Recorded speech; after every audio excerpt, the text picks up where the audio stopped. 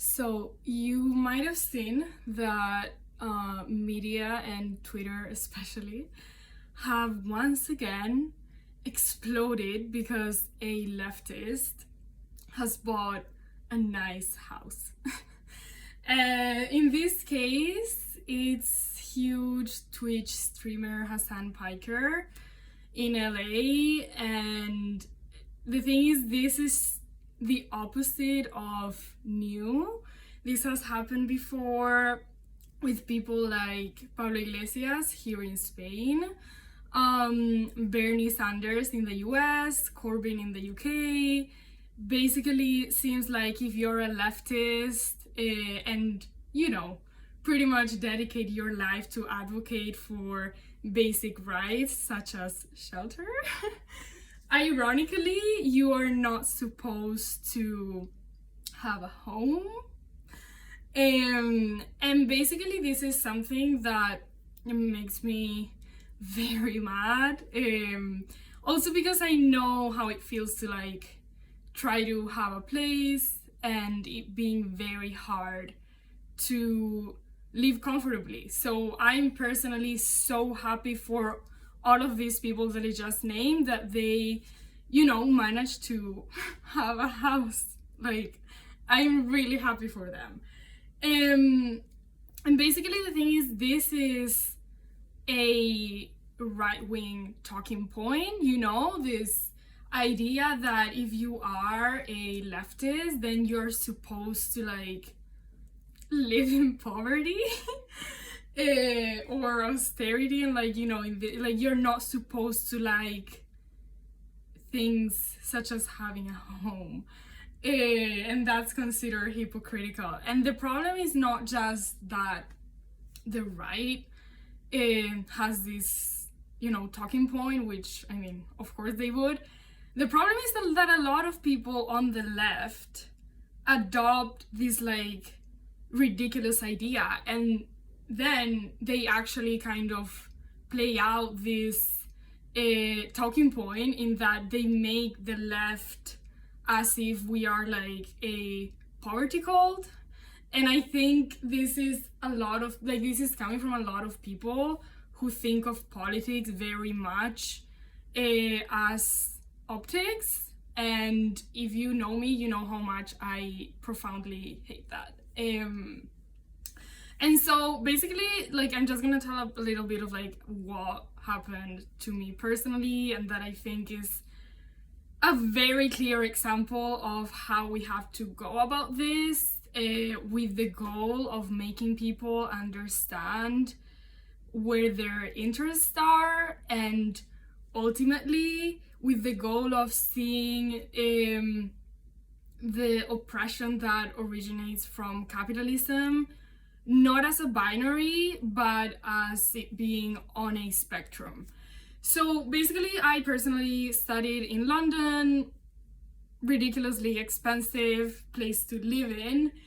The reason that I could do that is because my family could help me. And that in itself is a very bad sign, because once you depend on your family, that automatically just demonstrates that you are basically on your own. Your family isn't the one that should be endlessly providing for you. The government should probably do that instead. Also, because this is pretty obvious, but if that happens, then can you see how that means that if your family cannot help you, then your situation is very bad, and you're likely to face hardship more so than if your family can help you. But also, even if your family can help you, you are still dependent on them, and that in itself is also a huge issue. So just in a nutshell, this does not work. So just going back to kind of this story, I went to study in London when I was 19, and I remember flat hunting, and this is actually one of the main things that made me hate capitalism as much as I do today. Even if I was helped by my family, like, you know, it was still pretty fucking awful. And I saw, like, as I was flat hunting, and I kind of compared what the quality of, like, the places that they were showing me was, hint none, compared to the prices, which were unimaginable. Like, I came from Spain and I had never even heard of anything like that. That was, I mean, often beyond my means. The first year at uni, I stayed in a place that was kind of in connection with, like, some form of charity, so that was, like, slightly cheaper. But basically after that, I had to look for a flat, and that's when I started seeing the flats, like, in person, and, you know, hearing the prices. And it made me so profoundly sad, because I realized I was gonna have to ask my family for so much, and, you know, probably be a part of my family whether I liked it or not, which, you know, that's another thing. I have a relatively nice family, but, like, I know for a fact that nobody should be forced to be part of a family they don't actually want to be a part of. And, like, that's, you know, just another part of this. One more thing. And so, yeah, basically I saw what things look like, and, you know, I settled for a place that I could afford with some friends. And I remember kind of getting there and my friends being like, oh my god, like, this is so nice, we have to, you know, really, like, call the landlord and thank him so much, because, like, he's been so cute to give us this. And I remember being like, have you seen what we are paying for this BS place? Like, are you serious? And I don't know, I just, like, their response to that, this is like me, this was me that year, but also in the following years, I also kind of kept on having that feeling and, you know, wondering, like, is this right? Like, it doesn't feel right, like, something is very much off. This was before I understood the system I lived under. And so, yeah, like, the response to me reacting that way was people being like, oh, you're a spoiled brat. And so, was I? Am I to an extent? I think yes. Like, I definitely, like, I wasn't, like, a super wealthy person at all, like, never been. However, I was a very comfortable teenager in terms of, like, economics, and I came from a country where, like, I could have a lot more for a price that in London gave me nothing. So that was, you know, what you might call, like, a step down, and I think it really helped me understand, you know, what I could afford, literally, in a different context with that. And so I think people, you know, they weren't wrong when they were like, you're bratty, so you just don't like being uncomfortable, you just have to, like, suck it up, and realize how lucky you are, and, like, just be grateful. And here's where the problem comes in, because, like, I'm there for people telling other people you are a brat. I've literally done that myself.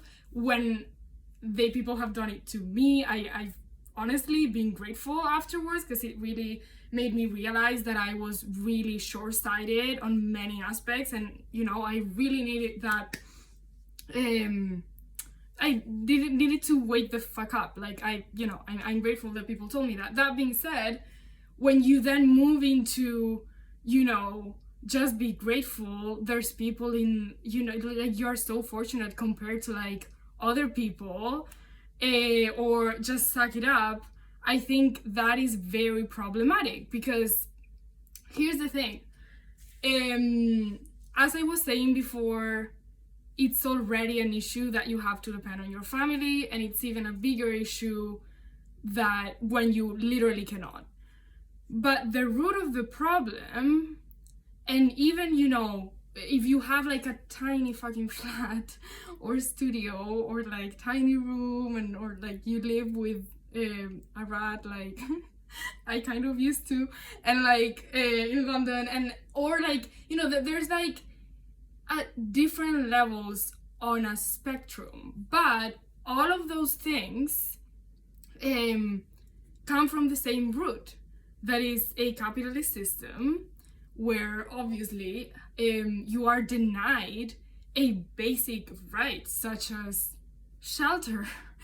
And so, you know, I would encourage people, and like it's something that I definitely try to do, when you see someone who might be more privileged than other people, but definitely also less privileged than many other people, when you see them kind of complain and be like, oh my god, like I literally cannot afford anything on my own, and even what I can afford with like a lot of help and sacrifice from my family is tiny, it's old, like it's not what one would want a home to be. So when you see someone like that and like they're frustrated like I was when I was 19, 20, maybe if they haven't realized yet, it's an opportunity to let them know where this comes from, because, you know, there is such a thing as illegitimate grievances. I'm not gonna lie, like I've literally just been watching The White Lotus, and there's this fucking disgusting character, Shane, and he's like, oh my god, why didn't they give us the biggest suite? Like I ordered it and they gave us another smaller room, which is also a luxury suite. Like there is 100% such a thing as illegitimate grievances and like frustrations.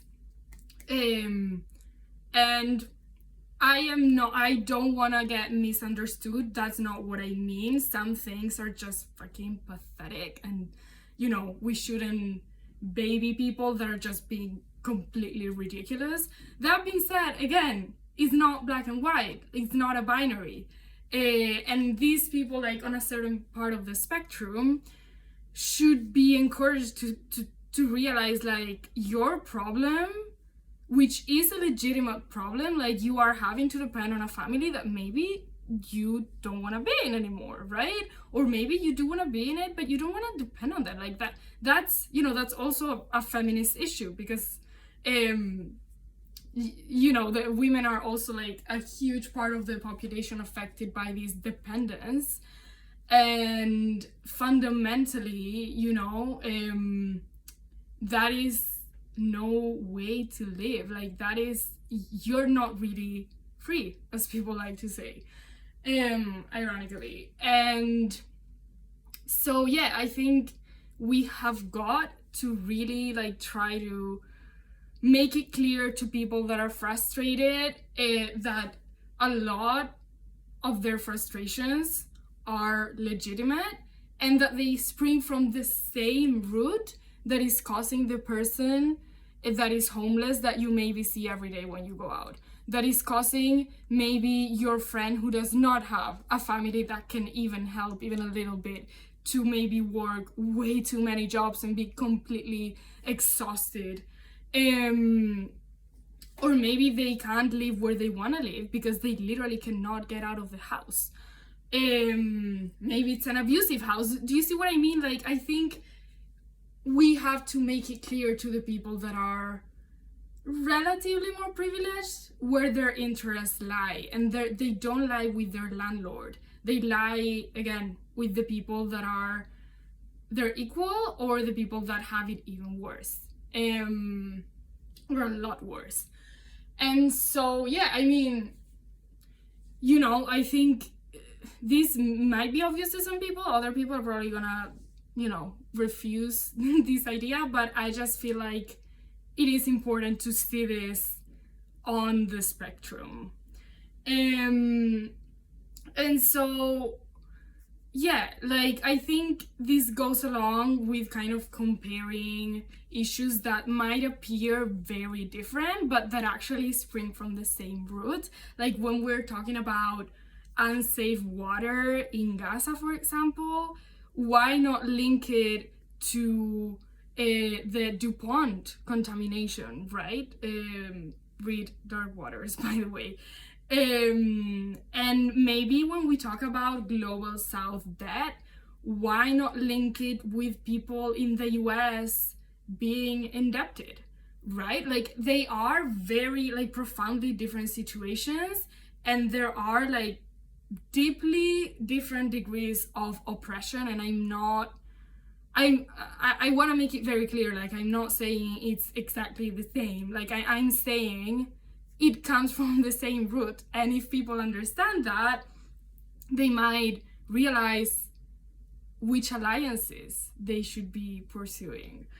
And yeah, ultimately low quality housing that comes with ridiculous obscene prices is very much linked to homelessness, like obviously, right? So yeah, think about those alliances. Here in Spain this week, El País reported that there is no Spanish region in which people below 30 years old can afford to rent or buy a housing option on their own. So, do you see what I mean?